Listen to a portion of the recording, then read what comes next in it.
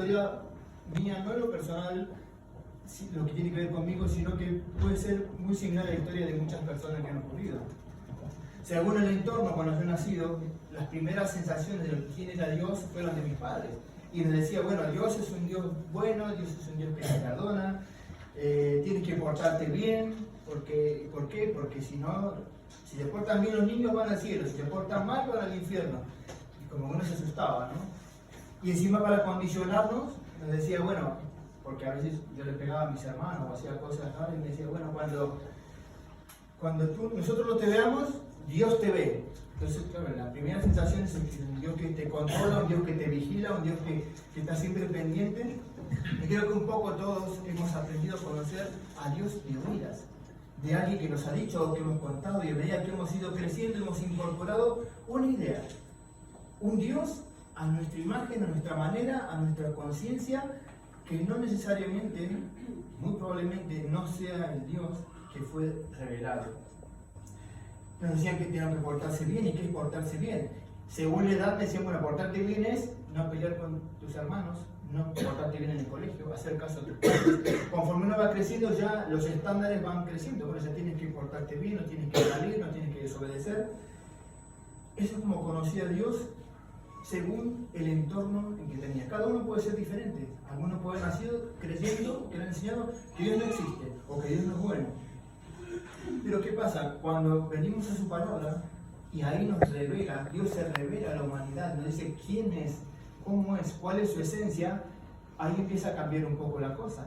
Porque si bien sí, Dios es amor y tiene muchos atributos, Él es todopoderoso, Él es omnisciente, omnipresente, pero también hay dos elementos que son, Él es santo y Él es justo. ¿Y qué es esa santidad? Que yo no sabía lo que significaba. Es que Dios no tiene ninguna relación con el pecado. Él no puede relacionarse con la maldad. Donde Él es luz, no puede ser relacionado con la oscuridad. Entonces, cuando uno viene a la Escritura y digo, bueno, ¿qué tengo que hacer para llegar al cielo? Si hay un cielo, quiero llegar ahí. Y me dice, bueno, la medida para llegar al cielo tiene que ser perfecto, sin mancha, puro, sin pecados. Eso es lo que demanda la santidad de Dios. Y ahí empiezo a tener un problema. Digo, pero yo no tengo esas cosas.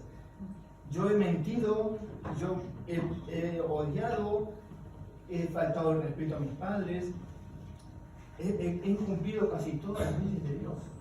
Y digo, bueno, estando en esa situación, digo, bueno, ¿qué puedo hacer para cambiar eso? Y me dicen, bueno, por ti mismo no puedes hacer nada. Tú no puedes cambiar lo que has hecho. Es como cuando uno va pues y ha robado un coche, estaba alcoholizado, atropella a alguien y luego viene al juez y dice, bueno, estoy arrepentido de lo que he hecho. Bueno, pero lo que has hecho lo tienes que pagar. Y ese primer contacto, cuando dice según su palabra, cuando vamos al Salmos 14, del 1 al 3, hace una sentencia Dios, dice el necio en su corazón, no hay Dios. No hay Dios, se han corrompido, hacen obras abominables, no hay quien haga el bien. Jehová miró desde los cielos sobre los hijos de los hombres para ver si había algún entendido que buscara a Dios. Todos se desviaron, a una se han corrompido, no hay quien haga lo bueno, no hay ni siquiera uno. Y eso nos abarca a toda la humanidad. Esto ya no es conforme a la imagen o a mi creencia de Dios, sino a la verdad, a la realidad de lo que Dios demanda. Entonces, como yo no puedo arreglarlo, tengo un problema. Y según su santidad, Dios declara en el libro, cuando Pablo escribe a los romanos, unas frases que son contundentes. En Romanos 3:23 dice, por cuanto todos pecados y están todos destituidos de la gloria de Dios. Y ese todos me incluye a mí. Romanos más adelante, 3:20 dice, ya que por las obras de la ley ningún ser humano será justificado delante de él, y que por medio de la ley es el conocimiento del pecado. Me está diciendo que aunque yo me porte bien, que aunque a partir de ahora que me doy cuenta de mi estado y que tengo que arrepentirme y cambiar, porque Dios lo que demanda, no puedo deshacer lo hecho. Ni siquiera puedo hacer obras yo que me lleven a ese lugar que yo quiero estar. Entonces tenemos otro tema, es que Dios es amor, Dios es misericordia, Dios es gracia, Dios es justo, Dios es santo. Y vamos a ver cómo es según la justicia de Dios, en qué lugar quedo yo.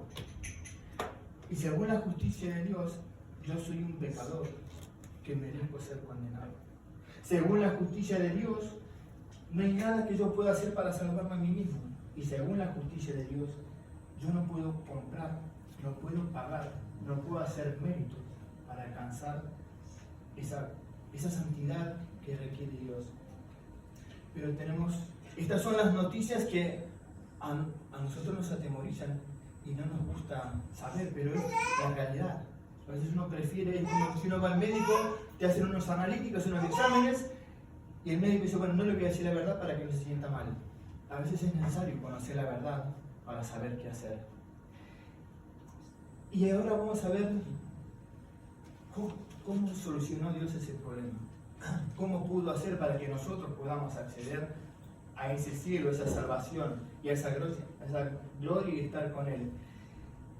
Y en Juan 3:16, muchos de nosotros hemos oído siempre alguna frase, siempre en las redes sociales, todo el mundo la publica, tiene una profundidad tan grande y tan profunda que nos afecta a cada uno, que nos habla del amor de Dios para con nosotros.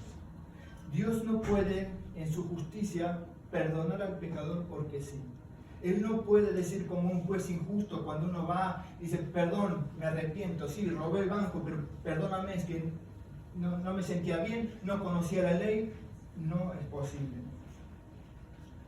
Y cuando digamos esta palabra que dice, porque de tal manera, de una manera tan grande, de una manera tan profunda, amó Dios al mundo, que ha dado a su Hijo unigénito. Ha dado lo mejor, lo más grande, lo más valioso a sí mismo. ¿Para qué? Para que todo aquel que en él cree no se pierda, mas tenga vida eterna.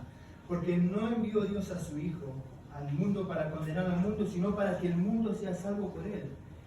Y aquí viene la clave de cómo, a través de qué yo puedo alcanzar esa medida que yo no podría alcanzar por mí mismo. Dice, el que en él cree, ese es el condicionante, no es condenado. Pero el que no cree ya ha sido condenado porque no ha creído en el nombre del Hijo de Dios. Y en Efesios 2, del 8 al 9, menciona Pablo, porque por gracia sois salvos por medio de la fe. ¿Qué es gracia? Esa palabra que la usamos para muchas cosas. Gracia en el griego significa amor inmerecido, algo que no merecemos. No hicimos ningún mérito, no tenemos ninguna capacidad, no podemos pagar, no podemos hacer nada para que Dios nos libre. Pero Él en su infinito amor Él se ha dado a sí mismo para que a través de Él, creyendo en Él, reconociendo nuestros pecados y viniendo a la cruz y arrepintiéndonos, podamos tener vida eterna. Y Romanos 5:8 nos dice, mas Dios muestra su amor para con nosotros, en que siendo aún pecadores, Cristo murió por nosotros. Siendo aún pecadores. Él no esperó que nosotros dejáramos de hacer cosas malas, Él no esperó que nosotros llegamos a un grado de santidad para alcanzar esa gracia, sino que Él tiene amor y abre las puertas. Y ese es el mensaje que nosotros transmitimos, que nosotros hemos comprendido. Y la persona que hoy te invitó te ha compartido lo más valioso y lo más íntimo que tiene en su vida. A veces nos recomiendan todo, una película, un perfume, una obra de teatro, todo el mundo recomendamos de todo, pero que alguien te haya traído para que escuches este mensaje es lo más valioso que puede hacer por ti. Por último, en un momento cuando el apóstol Pedro, por ejemplo, mucho mejor que yo, con otras palabras, transmitió este mensaje a los judíos que habían matado a Jesús, ocurrió una cosa que es lo que me había ocurrido a mí.